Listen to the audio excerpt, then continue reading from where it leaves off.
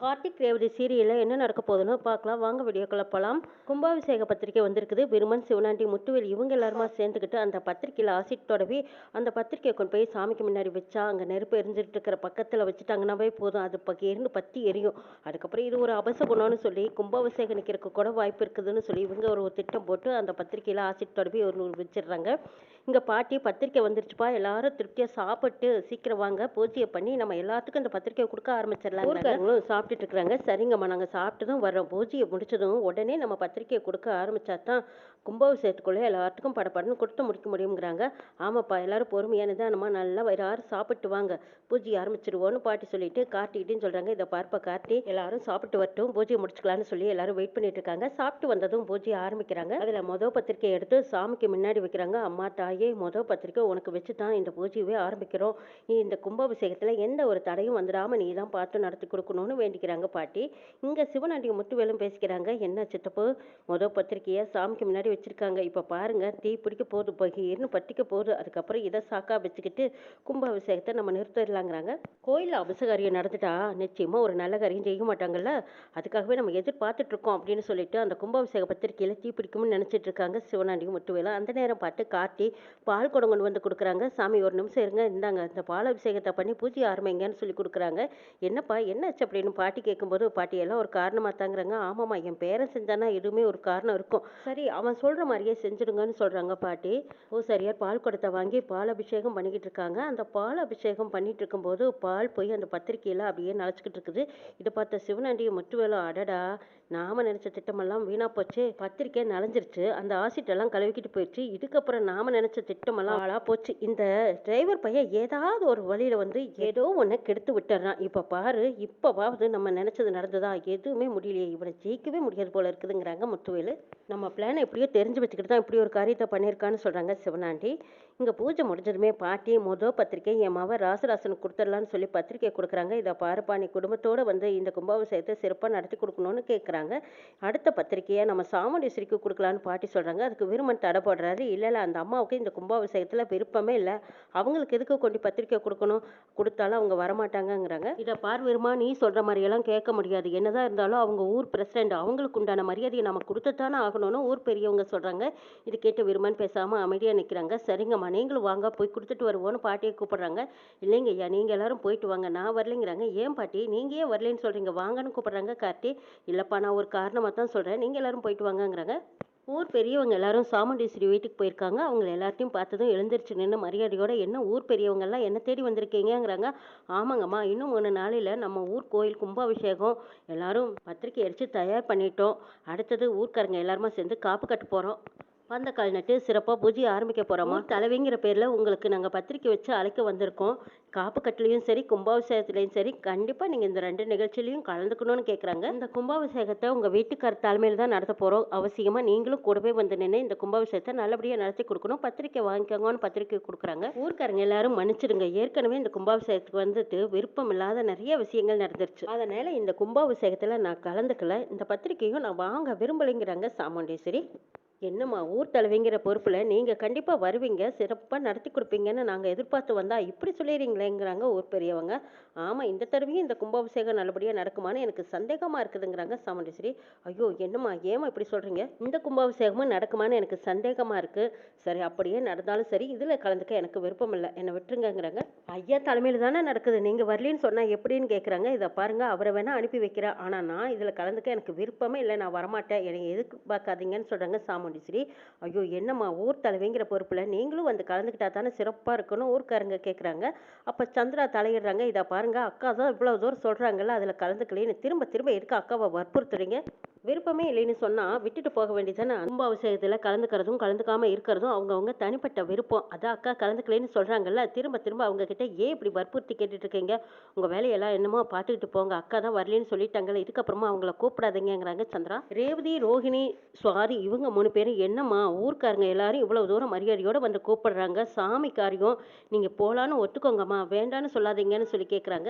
நீங்கள்லாம் கொஞ்சம் சும்மா இருக்கீங்களா, உங்களுக்கு இதை பற்றியெல்லாம் எதுவும் தெரியாது, பேசாமல் அமைதியாக நில்லுங்கன்னு சொல்லிட்டு சொல்லிட்டு சாமுண்டீஸ்வரி ஊர்க்காரங்க கிட்ட சொல்றாங்க, இதை பாருங்க, இந்த கும்பாபிஷேகத்துல வர எனக்கு இஷ்டம் இல்லை, தயவுசெய்து என்னை கூப்பிடாதீங்க, நான் இதுல கலந்துக்க விருப்பம் இல்லைங்கிறாங்க. இன்னொரு விஷயத்த நல்லா கேட்டுக்கோங்க, கும்பாபிஷேகம் முடிஞ்சதும் அந்த ராஜா சேதுபதியோட குடும்பத்துக்கு எங்க குடும்பத்துக்கு எந்த ஒரு ஒட்டு உறவும் கிடையாதுங்கிறாங்க சாமுண்டீஸ்வரி.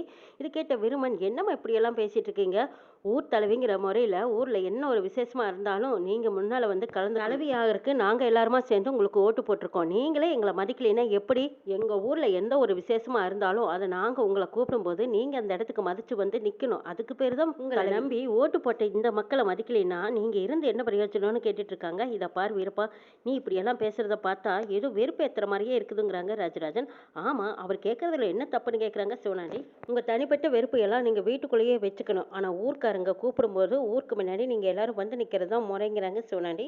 ஊர் பொது காரியத்துல தனிப்பட்ட முறையில ராஜா சேதுபதியோட குடும்பத்துக்கு வரமாட்டேன், அவங்க இருக்கிற ஊருக்கு வரமாட்டேன், இப்படியெல்லாம் சொல்லிட்டு இருக்கிறதுல என்ன நியாயம்னு கேட்குறாங்க. ஆமாமா, இவங்க எங்க ஊர் மேல அக்கறைப்பட்டாங்க, உங்களுக்கு என்ன விருப்பமோ என்ன வெறுப்போ அதைத்தானே அவங்க காட்ட நினைக்கிறாங்க. இந்த அம்மா தலைவியா இருக்கிறதுக்கு தகுதி இல்லாதவங்கன்னு பேசிட்டு இருக்கும்போது, இதை பார்ப்பா, தேவையில்லாதெல்லாம் பேசாதீங்க, இந்த ஒரு விஷயத்தை வச்சு நம்ம அவங்கள எடை போடக்கூடாது, ஊருக்காக எத்தனையோ நல்ல காரியம் செஞ்சுருக்காங்க சாமுண்டேஸ்வரி அம்மா, அப்படி இருக்கும்போது நம்ம இந்த ஒரு விஷயத்தை வச்சு அவங்க வரலைங்கிறக்காக இப்படி எல்லாமா தரவரவா பேசுவீங்க, பேசாம அமைதியா இருங்கப்பாங்கிறாங்க ஊருக்காரங்க. கார்த்தி எல்லாத்துக்கிட்டையும், சரி இதுக்கப்புறமா அவங்கள கூப்பிட்டு சங்கடப்படுத்த வேண்டாம், நாளைக்கு காப்பு கட்டும்போது எல்லாம் பேசிக்கலாம், நீங்க இப்போ கிளம்புங்கன்னு சொல்லி அனுப்பி வைக்கிறாங்க.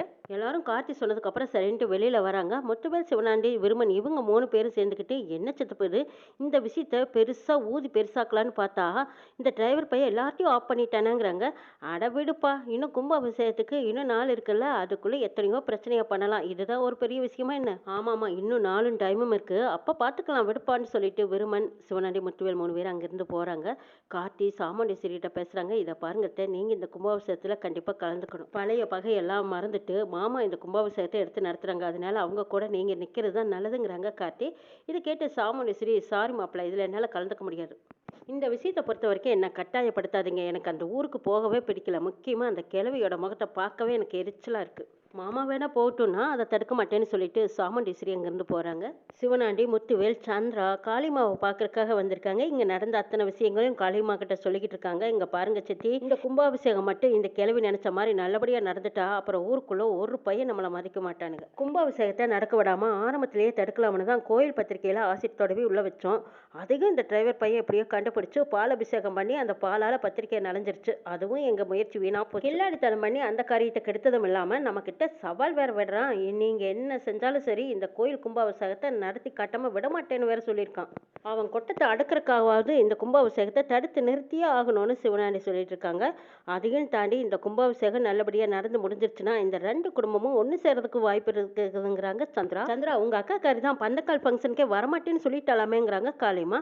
ஆமா, எங்க அக்கா அப்படித்தான் சொல்லுவா, ஆனா அந்த டிரைவர் பையன் இருக்கான் பாருங்க, அவன் ஏதாவது ஒன்று பேசி எங்க அக்கா மனசை மாத்தி திரும்ப அந்த இடத்துக்கு கூட்டிட்டு போயிடுவான். போன தடவையே அந்த கும்பாபிஷேகத்திலேயே அந்த டிரைவர் பையலோட ஆத்தாக்காரியை தூக்கி ஊருக்கு முன்னாடி இவ தான் பரமேஸ்வரி பாட்டியோட பேருன்னு சொல்லி நம்ம எப்படியாவது இந்த கும்பாபிஷேகத்தை தடுத்து நிறுத்தலாம்னு நினைச்சேன், ஆனா அதுக்கு முன்னாடியே அவன் மண்டையை போட்டு இந்த கும்பாபிஷேகத்தை நிறுத்திட்டு போயிட்டான், இல்லைன்னா அப்பவே அவன் யாருங்கிறத நான் தோலை உரிச்சு காட்டி வீட்டை விட்டு வெளியே துரத்திருப்பேன், அதுவும் நடக்காம போச்சு, இப்ப வேற மாதிரி ஏதாவது பிளான் போட்டே ஆகணுங்கிறாங்க சந்திரா. ஆமா சந்திரா, போன தடவையே அந்த கும்பாபிஷேகத்தை நடத்திடணும்னு சொல்லிட்டு இருந்தாங்க, ஆனா அப்போ நடக்காம போன கும்பாபிஷேகத்தை இந்த தடவை கண்டிப்பா நடத்தி காட்டுறேன்னு வேற சவால் விட்டுருக்காங்க, இப்ப என்ன பண்றதுங்கிறாங்க சிவனாண்டி. டேய், நான் சொல்றது எல்லாரும் நல்லா கேளுங்க, ஆளை தூக்கியோ இல்ல அபசகுணமா ஏதாவது செஞ்சோ இந்த கும்பாபிஷேகத்தை நிறுத்தலாங்கிற ஐடியாவை விட்டுருங்க, அதெல்லாம் அந்த கார்த்தி பையன்கிட்ட ஒர்க் அவுட்டே ஆகாதுங்கிறாங்க. சரி, என்னதான் பண்ணலாம் சித்தின்னு கேக்குறாங்க. அந்த சாமியவே தூக்கிடுங்க, சாமியவே தூக்கிட்டா கும்பாபிஷேகம் எப்படி நடக்கும்னு கேக்குறாங்க. சாமியை தூக்கித்தான் அவங்களுக்கு தண்ணி காட்டணும், அப்பதான் கும்பாபிஷேகம் நிற்கும். காளிமா, நீ சொல்ற ஐடியா நல்லா தான் இருக்கு, ஆனா சாமி எடுக்கிறது ரொம்ப ரிஸ்க் ஆச்சேங்கிறாங்க. ஆமா, ரிஸ்க் எடுத்தா தான் நம்மளுக்கு பலன் கிடைக்கும், ஒரே கல்லுல 2 மாங்காய். காளிமா ஒரு திட்டத்தை போட்டு கொடுக்குறாங்க, அதையும் சரின்னு எல்லாரும் கேட்டுட்டு இருக்காங்க. இதை கேட்டதும் சந்திரா முகத்துல அவ்வளவு சிரிப்பா, அத்தை நீங்க நல்ல ஐடியா தான் போட்டு கொடுத்துருக்கீங்க, எங்க அக்கா காரியம் நல்லா வசமா சிக்கத்தான் போறா, முக்கியமான விஷயம் இதுல மட்டும் இந்த காரியத்துல நம்ம கொஞ்சம் ஸ்லிப் ஆனாலும் அப்புறம் எல்லா காரியம் கெட்டுடும், கவனமா செய்யணும், ஒவ்வொரு அடியும் பார்த்து பார்த்து எடுத்து வைக்கணும், ரொம்ப கவனமா இருக்கணும்னு சொல்றாங்க காளிமா. இதை கேட்ட சிவனாண்டி, நீங்க பக்காவா பிளான் போட்டு கொடுத்துருக்கீங்க சித்தி, நாங்க இதை கரெக்டா செஞ்சு முடிக்கிறோம்னு சொல்றாங்க சிவனாண்டி. காளிமா, வாழ்வா சாவாங்கிற போராட்டம், இதுல கண்டிப்பா நம்ம தோக்க கூடாது, ஜெயிச்சே ஆகணும் காளிமாங்கிறாங்க முத்துவேலு. நாங்க போய் அடுத்த வேலையை பாக்குறோம்னு போகலாம்னு சொல்லிட்டு சிவனாண்டி முத்துவேல் அங்கிருந்து போறாங்க. இதை பார் மருமகளே, உங்க அக்கா கறி நான் சொன்ன மாதிரி நீ பேசு, அவளை கும்பாபிஷேகத்துல கலந்துக்க விடாம பண்ணிருங்கிறாங்க. அதெல்லாம் நான் பாத்துக்கிறேன் அத்தை, நீங்க கவலைப்படாதீங்க. நீங்க போட்டு கொடுத்த திட்டப்படியே நான் எங்க அக்கா கறிக்கிட்ட எப்படி பேசுறேன்னு பாருங்க. அதுக்கப்புறம் எங்க அக்கா கறி ஆடுற ஆட்டத்தையும் திண்டாட்டத்தையும் நீங்க பாருங்கங்கிறாங்க. சரி, சொன்ன வேலையை கரெக்டா முடிச்சுட்டு வா மருமகளேன்னு அனுப்பி வைக்கிறாங்க. சரிங்க அத்தை, நீங்க போட்டு கொடுத்த திட்டப்படி எல்லாம் கரெக்டா நடக்கும் பாருங்கன்னு சொல்லிட்டு போறாங்க சந்திரா. இதுக்கப்புறம் காளிமா தனக்குத்தானே தற்பரமா பேசிக்கிறாங்க. சாமுண்டீஸ்வரி, இந்த காளிமா கிட்ட இருந்து நீ தப்பிக்கவே முடியாது. ஊர் மக்கள் எல்லாருமா சேர்ந்து உனக்கு ஓரமா ஒதுக்கி வைக்க போறாங்க. இதுவும் நடக்கத்தான் போகுது, அதை நான் பார்க்கத்தான் போறேன் பாருடின்னு நினைக்கிறாங்க. கோயில்ல ஊர்க்காரங்க எல்லாரும் அம்மா எல்லாத்துக்கும் பத்திரிக்கை கொடுத்துட்டு இருக்கோம், இன்னும் கொஞ்சம் பேர்த்துக்கு கொடுக்க வேண்டியது இருக்குதுங்கிறாங்க. சரிப்பா, எல்லாத்துக்கும் கொடுத்து முடிச்சிருங்க சீக்கிரமா. நாளைக்கு காலையிலேயே காப்பு கட்டி பந்தக்கால் நட்டுலாங்கிறாங்க. ஆமாம்மா, பந்தக்கால் நட்டதும் யாரும் அசைவமெல்லாம் சாப்பிடக்கூடாது, மற்ற கெட்ட விஷயங்களும் எதுவுமே நடக்கக்கூடாதுங்கிறாங்க. ஏப்பா, இதெல்லாம் ஊருக்கு தெரிஞ்ச நடைமுறை விஷயங்கள் தானே, அதெல்லாம் அவங்கவுங்க வீட்டில் அவங்கவுங்க பார்த்துக்குவாங்கங்கிறாங்க. சரி வாங்க, ஆக வேண்டிய வேலையை பார்க்கலான்னு ஊர்க்காரங்க எல்லாரும் அங்கேருந்து கிளம்புறாங்க. அப்போ பாட்டி கேட்குறாங்க, என்னப்பா இது உங்கள் அத்தைக்காரி காப்பு கட்டுற விசேஷத்தில் கலந்துக்க மாட்டேன்னு சொல்லிட்டாலாம், ஏன்பா இப்படியெல்லாம் பண்ணிட்டு இருக்கா உங்கள் அத்தைக்காரின்னு கேட்குறாங்க பாட்டி.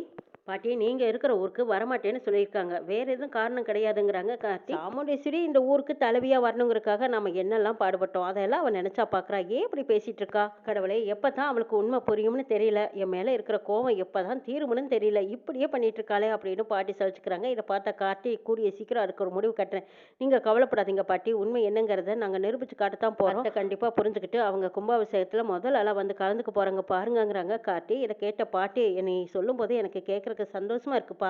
என் மகனும் மருமகளும் குடும்பத்தோட வந்து நின்று இந்த கும்பாபிஷேகத்தை நல்லபடியா நடத்தி கொடுத்தாங்கன்னா எனக்கு அதுவே ரொம்ப பெரிய சந்தோஷங்கிறாங்க. கண்டிப்பா நடக்கும் பாட்டி, நீங்க கவலைப்படாதீங்கன்னு மயில் வாகனமும் கார்த்தியும் உறுதியா சொல்லிட்டு போறாங்க. இதை கேட்ட பாட்டி, நீங்க சொல்றது கேட்க எனக்கு ரொம்ப சந்தோஷமா இருக்கு. கும்பாபிஷேகம் எந்த தடையும் இல்லாம நல்லபடியா நடக்கணும்ப்பா, இது எல்லாரும் குடும்பத்தோட வந்து கலந்துக்கணும், இதுதான் என்னோட விருப்பம்னு சொல்லிக்கிட்டு இருக்காங்க. அடுத்தது என்னெல்லாம் நடக்க போகுதுங்கிறதையும் நாளை எபிசோட்ல பார்க்கலாம்.